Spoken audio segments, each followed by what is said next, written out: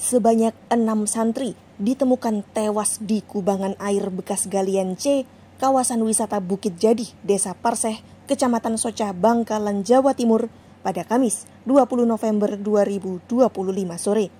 Kubangan ini berada di pintu masuk Bukit Jadi, kurang lebih berjarak 450 meter dari pondok pesantren tempat mereka belajar. Kubangan air tersebut berada di antara bukit-bukit yang memiliki kedalaman sekitar 4 meter dengan dasar lumpur yang licin. Berdasarkan kesaksian satu saksi, ke-6 korban yang berusia 7 hingga 10 tahun keluar ponpes tanpa izin. Mereka bermain di area bekas galian C dan 1 di antaranya tenggelam. 5 santri lain berupaya menolong, namun mereka turut tenggelam. 4 korban teridentifikasi sebagai santri asal Surabaya, meliputi Lovin, 9 tahun, Rosyid Ainul Yakin, 10 tahun, Rainan Aska, 9 tahun, serta Salman, 9 tahun.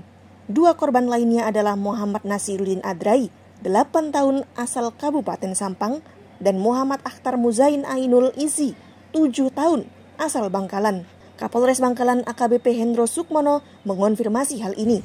Menurutnya, ada 11 orang santri yang sedang berlatih mempersiapkan diri mengikuti lomba yang sedang diselenggarakan Kabupaten Mojokerto.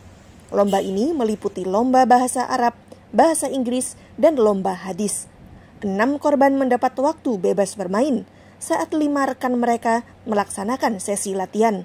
Siapa sangka 6 santri cilik ini memilih main di luar area latihan menuju ke kubangan seluas sekitar 100 meter persegi dan sedalam 1,5 meter.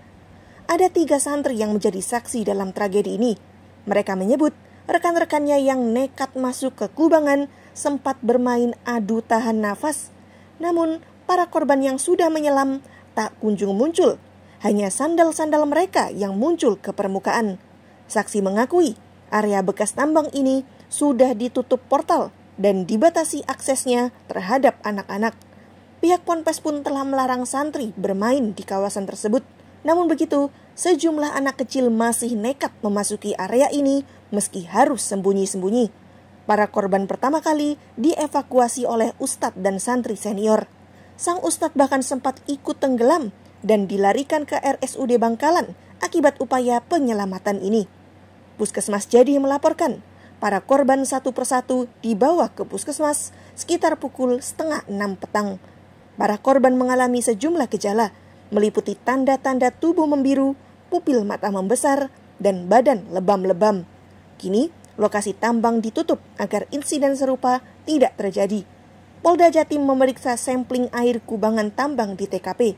Air diperiksa di Lab 4 Polda Jatim untuk dicek apakah menyimpan kandungan berbahaya.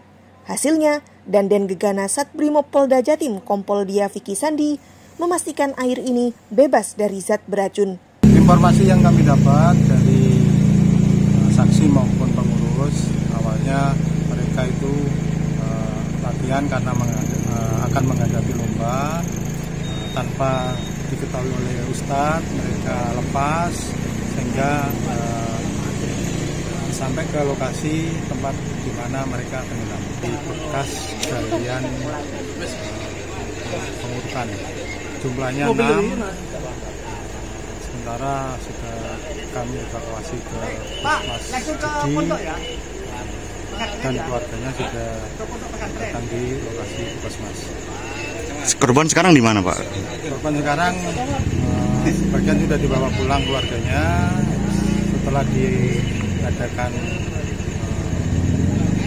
identifikasi dan membuat surat pernyataan tidak berkenan diadopsi hanya untuk di luar dan dibawa oleh keluarganya. Sebagian masih menunggu keluarganya di Puskesmas Jadi. Dan itu 6-6-nya santri semua itu? Betul, 6-6-nya santri pondok di sekitaran lokasi.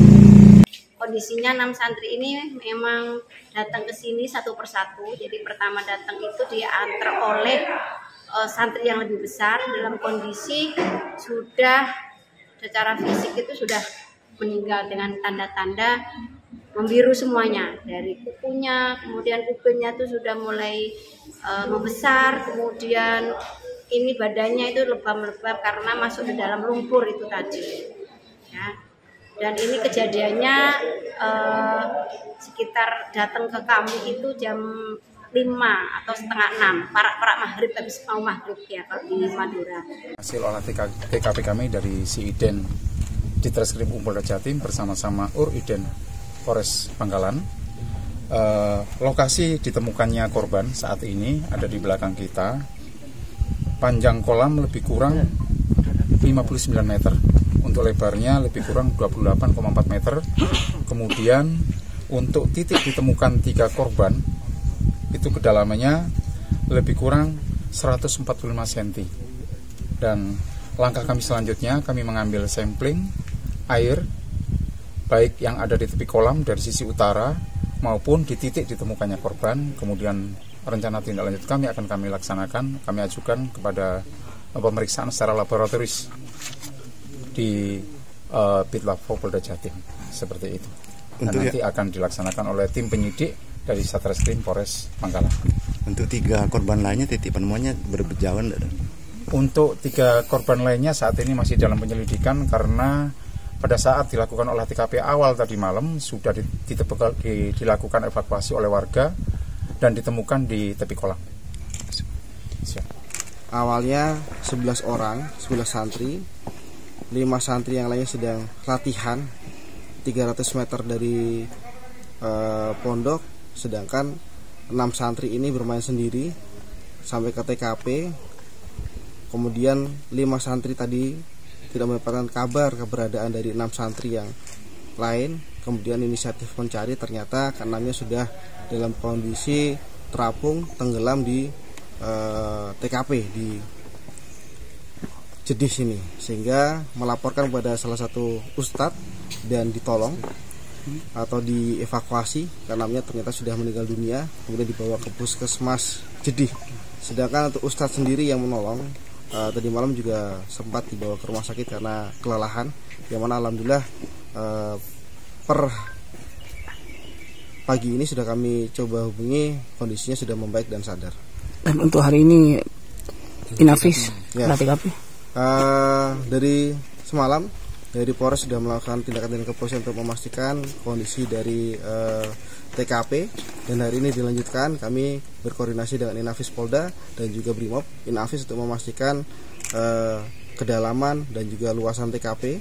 Kemudian tadi bisa rekan-rekan lihat memang berapa pastinya sentimeter kedalaman masih belum bisa dipastikan, namun tadi bisa dilihat bersama-sama bahwasanya orang dengan tinggi kurang lebih 170 masih terlihat kepalanya, sehingga kemungkinan di lokasi TKP kedalaman sekitar 150-an sekitar itu. Download Tribun X sekarang, menghadirkan lokal menjadi Indonesia.